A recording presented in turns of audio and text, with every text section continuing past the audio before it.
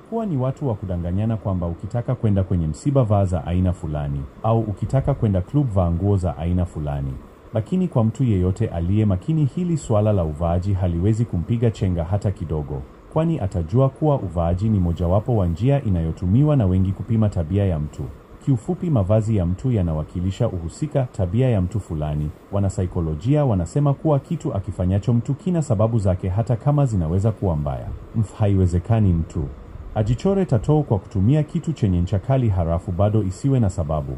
Hoja yangu ni kwa wanaume wanaokubali kuwa wanawake waovaa vimini na skin tight na kupita nazo mitaani. Kama una mke au mchumba na yuko hivyo, kuna sababu mbili. 1. Limbukeni. 2. Malaya.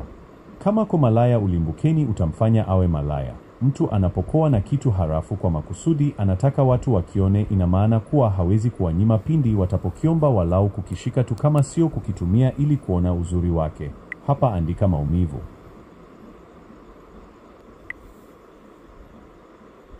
Nakubaliana na wewe, ingawa challenge kubwa ni namna ya kung'amua kuwa huyo mtu wako ni limbukeni au malaya kama ulivyotanabaisha.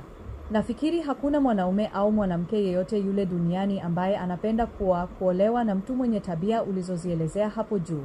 Kwa kuangalia mavazi pekee haitoshi, unaweza kuingia chaka, maana wako wenye mavazi mazuri lakini tabia zao ni chafu, hakuna mfano, na pia wako wanaopiga vimini na tigot za kufa mtu lakini kitabia si wabaya kivile.